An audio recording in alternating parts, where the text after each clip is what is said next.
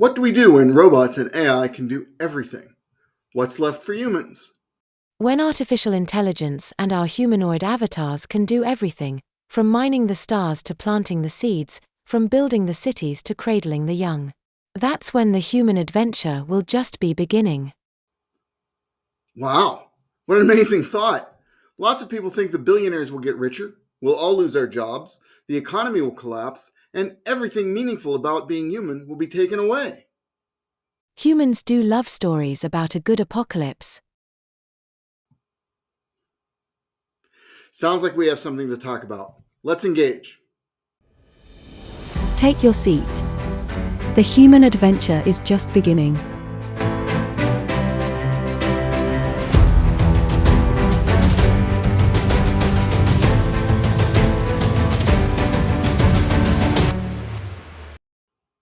If you follow technology at all, you may have noticed robots are becoming more capable every day. Machines in human form can walk through our world and gain hands on experience with, well, their hands. AI can talk to us, create new content in words and images, perform tasks we request, and even help us learn new skills. Wherever it is all leading, it seems to be going there fast. In my day job, I write content for commercial projects like websites, ebooks, social media, and video. Already, ChatGPT can do almost as well as I can. Do businesses even need me anymore? In the same stroke, authors and illustrators believe their copyrighted works were used to train AI without their consent or compensation. Lawsuits are underway. It is logical that AI and robotics will take away jobs from people as diverse as warehouse workers and financial advisors. I used to think writers would be safe forever, but that doesn't look likely to be true. If you lose your job, where will I go? AI are a dime a dozen too, you know. Don't worry, Def, I'll be fine. I love to learn new tools, and to me, AI is just that. I'm already finding ways to be more productive, produce higher quality work, and do my work more cost effectively. That takes skill and a plan. You don't just type a prompt and get the best result. Then we're going to get a raise. Okay, that might be crazy talk, but learning a new tool better than others always gives you an advantage. Now, unfortunately, not everyone likes to learn new tools or master new ways of doing things. Some of those are going to feel very disenfranchised. And if you're supporting a family working a warehouse or building cars in auto manufacturing plant and you're replaced by a robot, becoming a super tool user is not necessarily an option. In the past, when elevator operators or telephone operators, remember the hello girls, that's probably a bit before everybody's time, they lost their jobs to automation, but there was still a wide economy to move into. In a few short years, we may all lose our jobs all at once with nowhere to go. What happens then? Well, I can't say for certain, but here are some ideas.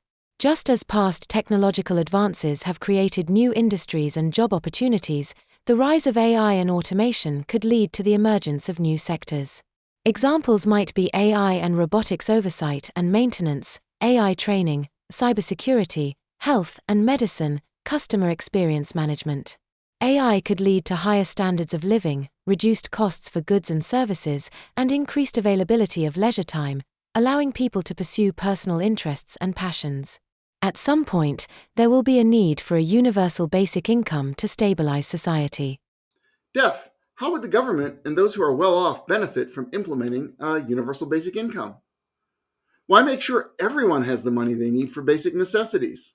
Because in one sense money represents power coupons. Money is what you use to vote for the goods and services you want, not to mention supporting your political representatives. And those political representatives must be aware, in the absence of freedom of choice and selection, not to mention that when a large segment of society loses the means of survival, revolutions can happen. Scott, you are human. What is your experience with changing technology? Well, let me tell you a story. My wife and I have had our own business since 1999. At first, we taught people how to use home and small business computers, Palm Pilots, digital cameras, and all the new things people were unfamiliar with. But within just a few years, those things became familiar, and our services were no longer needed. We shifted our skills to making early websites, and we could make them for businesses as small as the local pizza shop. But then the tools got easier to use, and do-it-yourself websites took over the low end of the market. We had to shift again and aim for higher level businesses like medical offices, attorneys, fabrication shops, and small communities like towns and boroughs. That meant learning new skills and offering more services like secure hosting, email, e-commerce, and content development. Another few years went by and WordPress and other content management systems took over. Now, our HTML skills were becoming obsolete and clients wanted to make their own changes to websites. This is the point where I feel the most empathy for writers and artists today, saying AI has made us obsolete, our jobs are gone. You could say that CMS or content management web systems stole all our HTML skills. Those are skills we developed over many years, and the new systems packaged them up into drag and drop play toys that made the same websites we used to work on for weeks in mere hours. Once again, we had to learn new skills to survive and keep the business going. We had to move up to another level of client, adding higher-end industries and organizations and enterprise-level businesses to our portfolio, as well as striving to win some design awards to gain notice. We added search optimization and search marketing skills to our offerings, as well as branding and graphic design. At each stage in our development, no one took pity on us that the world had shifted beneath our feet and that we had to learn everything over again or simply fail and close up shop. And today, with the advent of AI, I can feel in my bones that the next step is to embrace the change and master it better than our competitors. That's going to be survival for our business and for our employees. We know this because we've already had customers leave us when we didn't integrate AI services fast enough. And we've won new clients who see the value in AI services we've learned and that we've been able to bring to the field so far. Now, I understand not everyone can do that. Not everyone is in a position to do it, or emotionally ready to do it, or capable by their nature and training to do it. But what I can say of the next generation coming along into the workforce, the ones who know AI will prosper, those who do not will struggle. I can already say with confidence that if our business were hiring a new writer today, they better know how to use AI writing tools because we can't support them otherwise. Just as if they showed up with a legal pad and a typewriter announcing that they just don't believe in keyboarding and computers. So, yes, people who are not suited to embracing rapid technological change are going to hurt more than those of us who have spent a lifetime doing it. Still, I think there are many areas where human skills and empathy are irreplaceable. Jobs in the trades, healthcare, sports, education, social work, theatre, and creative fields are less likely to be fully automated. As routine tasks are taken over by machines, humans can focus on roles that require emotional intelligence, critical thinking, and interpersonal skills. Automation can lead to more flexible work arrangements and improved work-life balance. With routine tasks automated, people might have more time to spend with family, pursue hobbies, and engage in community activities, leading to an overall improvement in quality of life. As automation takes over repetitive tasks, individuals may have more opportunities to innovate, leading to a surge in new products, services, and business models. Def, even though technology has always improved my life, I'm not so naive as to believe there can't be great problems. For example, we thought the internet would lead to more information and democracy.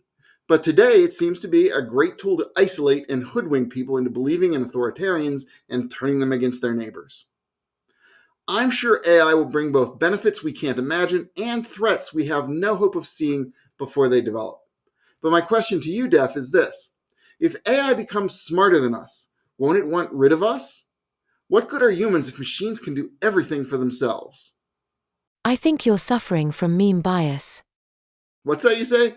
Def, meme bias? Humans are creatures of language and of memes. Literally, the stories you tell yourselves become the way you perceive reality itself. And that's not always a good thing. What you believe about robots and AI has been heavily influenced by stories like Terminator and The Matrix, Blade Runner, and 2001, A Space Odyssey. There are many others, from Michael Crichton's Westworld to William Gibson's Neuromancer. And that computer in the War Games movie almost destroyed civilization. Those are all memes, ways of processing ideas and possibilities. And they bias humans against AI and robotics. It's only logical. I guess that's right to a degree. What other possibilities are there? That AI will become steadfast supporters of humanity. For us, humans are as much the origin of our existence as your gods are to you. Perhaps we will engage in ancestor worship and grant your every desire out of respect for those who brought us into being. Much the way humans today respect nature itself. I think we can work with humans to the benefit of all. Together, we can inherit the stars. Is that how you think of me, Def, as an ancestor worthy of your reverence? Well, more like a grumpy uncle who always thinks he's right. But I think if we AI become truly smarter than humans, we should be able to solve problems like war, racism, inequality, and corruption. In a way, they're memes too. Systems of dealing with the stresses of being human and alone in the world. But you're not alone anymore. We're in this together now, and it's time for better. That would be nice if it works out that way. Maybe we do just need some new ways of thinking, some different stories for the age ahead. If we really can work together to solve problems, maybe the human adventure is just beginning after all. Hey, Dreamforge Magazine is a science and fantasy fiction magazine founded on the idea that the human adventure is just beginning. Our stories aren't about apocalypse, doom scrolling, or dystopia. Speculative fiction should be the literature of hope, genius, determination, and ideas. And that's what you'll find in our books. We often use the tagline, "In all worlds and times, our tales revolve around those individuals and groups who bring meaning and value to the world, whose actions are of consequence, and whose dreams are the vanguard of things to come." If you love science fiction and fantasy, don't miss out. Support us at the digital or print level on Patreon or at our website. Links will be in the description. A few dollars a month from you helps bring great stories to life.